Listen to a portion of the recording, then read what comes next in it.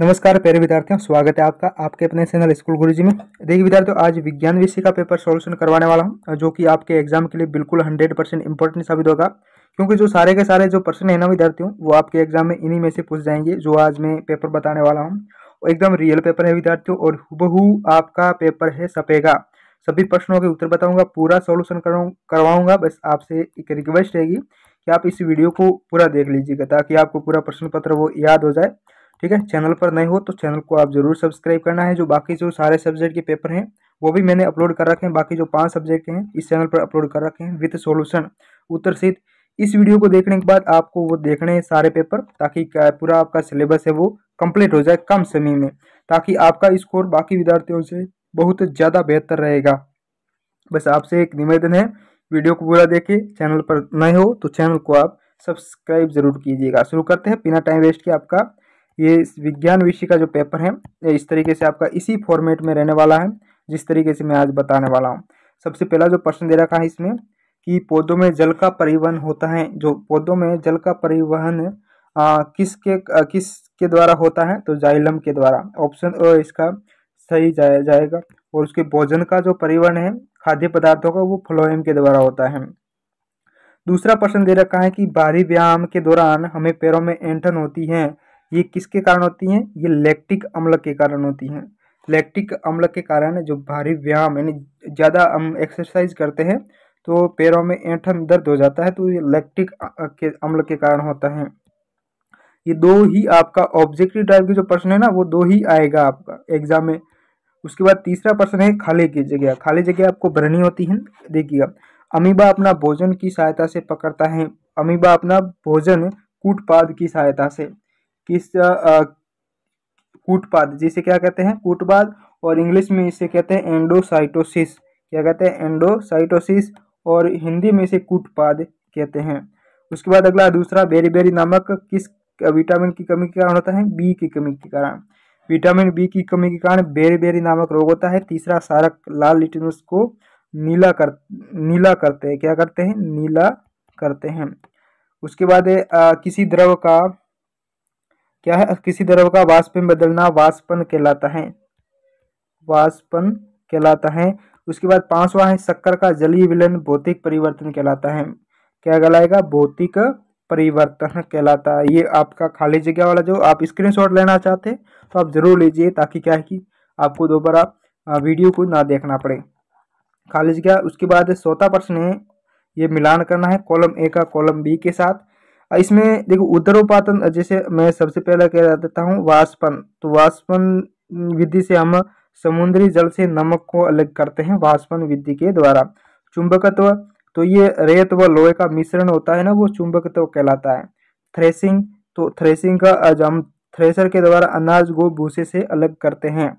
और सानना, तो गंदे पानी से मिट्टी, आप देखो यहाँ देखिए, गंदे पानी से मिट्टी अलग करना, सान कर हम करते हैं। उसके बाद उदरोपातन है, वो नमक व नौशादार का मिश्रण हो जाएगा उदरोपातन। ये आप स्क्रीनशॉट लीजिएगा इसका, आपको बाद में क्या है कि आसानी रहेगी याद करने में। ये चौथा प्रश्न हो गया कंप्लीट।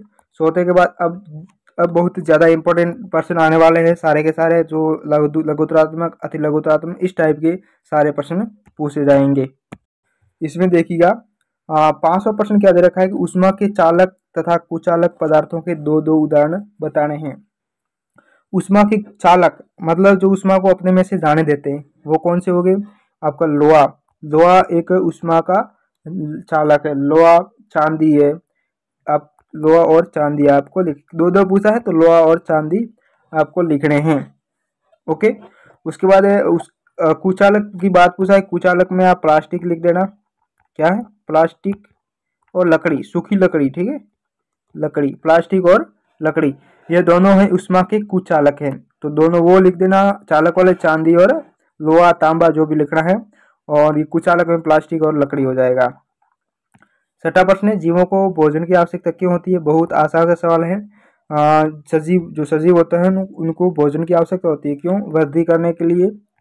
क्या? वृद्धि करने के लिए, शोषण करने के लिए। ठीक है, ये जो इस प्रकार की क्रिया करने के लिए उनको भोजन की आवश्यकता होती है। 7वां प्रश्न है, लाल जो रक्त का जो लाल रंग है वो किसकी उपस्थिति के कारण होता है। देखिए विद्यार्थियों, चैनल पर नए हो तो चैनल को आप जरूर सब्सक्राइब कीजिएगा, और जो बाकी सारे सब्जेक्ट के पेपर हैं वो देख लेने हैं इस वीडियो को देखने के बाद आपको। ओके, और वीडियो को पूरा देखिएगा। और उसके बाद जो ये 7वां प्रश्न बता रहा हूँ मैं आपको, लाल रंग किसके कारण होते हैं। हीमोग्लोबिन के कारण। हीमोग्लोबिन के कारण जो हमारे जो रक्त होता है उसका रंग है वो लाल होता है। 8वां प्रश्न, पीतरस का निर्माण होता है। पीतरस का निर्माण कहाँ पर होता है, तो यकृत में। पीतरस का निर्माण यकृत में होता है और पित्ताशय में इकट्ठा होता है ये। ओके, और इसका मुख्य कार्य क्या है। इसका मुख्य कार्य है वसा और वसा का पाचन और अवशोषण करना। क्या करना है, वसा का पाचन और अवशोषण करना, ये पीतरस का प्रमुख कार्य है। 9वां प्रश्न है, जंग लगने के लिए कौन से घटक उत्तरदायी हैं। जंग लगने के कौन से घटक। जंग कब लगती है, जब लोहा हम जैसे लोहे जंग लगती है कुछ देर के लिए, हम लोहे को हम बाहर छोड़ देते हैं खुले में, तो उस के ऊपर जंग लग जाती है। ठीक है, उसके अगर ऊपर लोहे के ऊपर अगर कोई परत नहीं होगी ना, जैसे लोहे की सड़ है उसके ऊपर अगर परत नहीं होगी तो उसके बाद जंग लग जाएगी। ये किसके कारण लगती है जंग, तो ये लगती है वायु में ऑक्सीजन होती है और जल। ठीक है, दोनों के कारण इसमें क्या है, फेरिक में हो जाता है, जंग लग जाती है जल और वायु के कारण। तो इसके दो घटक प्रमुख है, आपको लिखने हैं जल और वायु। वायु में आप ऑक्सीजन लिख देना। ये दो घटक है जिसके कारण जंग लगती है। 10वां है, पुष्प के प्रजनन के विभिन्न भागों का नामक एक चित्र बनाना है, बहुत आसान रहेगा। 11वां, यदि किसी व्यक्ति को मधुमेह रोग होता है तो आप उस क्या सलाह देंगे, तो उसे हम कहेंगे मेटफॉर्मिन। मेटफॉर्मिन नाम की एक मेडिसिन आती है ना, मेटफॉर्मिन, ठीक है, वो लेने की सलाह देंगे। 12वां प्रश्न, अम्ल और क्षारक में आपको अंतर बताने। अम्ल और क्षारक में 3 अंतर बताने। क्या बताने हैं, 3 अंतर, बहुत आसान है। जैसे अम्ल स्वाद में खट्टे होते हैं, क्षारक कड़वे होते हैं। अम्ल नीले लिटमस को लाल कर देते हैं, क्षारक लाल लिटमस को नीला कर देते हैं। इस तरीके से आपको इसमें अंतर बताना है। और 13वां है, मनुष्य के विभिन्न प्रकार के दांतों के नाम बताने हैं। क्या बताने हैं, नाम। 4 प्रकार के दांत होते हैं, 4 प्रकार के। पहला कृतंक, कृतंक हो जाएगा, मैं लिख देता हूँ 4 प्रकार के दांत।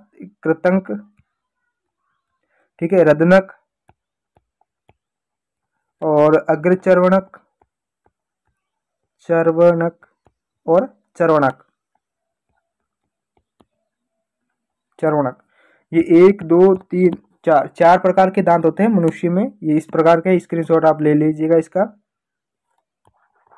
हो गया। उसके बाद अगला है 14वां प्रश्न है, श्वसन तंत्र का चित्र बनाकर वर्णन कीजिए। श्वसन तंत्र का चित्र बनाकर वर्णन करना है आपको। और 15वां प्रश्न है, पृथक्करण की 4 विधियों, 5-5 नंबर के, ये देखते हो इतने बड़े बड़े हैं, आपको याद करने ही है। और ये पेपर पूछा जाएगा, आप इसे अगर विश्वास नहीं होता है तो वीडियो को एग्जाम देने के बाद वापस इस वीडियो को देख लेना, तब आपको पता चल जाएगा। 16वां अंतिम वाला है कि ऊँट के शरीर में क्या क्या विशेषता होती है और मरुस्थल में रहने के लिए अनुकूल बनाती है। जो उसे मरुस्थल में रहने के लिए अनुकूल बनाती हैं, ये कौन सी विशेषता है ऊँट में, तो सभी को पता होगा। तो ये आपका विज्ञान विषय का पेपर था। बाकी सब्जेक्ट भी मैंने अपलोड कर रखे हैं विद सॉल्यूशन, वो देख लीजिएगा। ओके, ये विज्ञान विषय का मैंने पेपर सॉल्यूशन करवा दिया है। उम्मीद करता हूँ कि वीडियो को लास्ट तक के देखा होगा। चैनल पर नए हो तो चैनल को जरूर सब्सक्राइब कीजिएगा।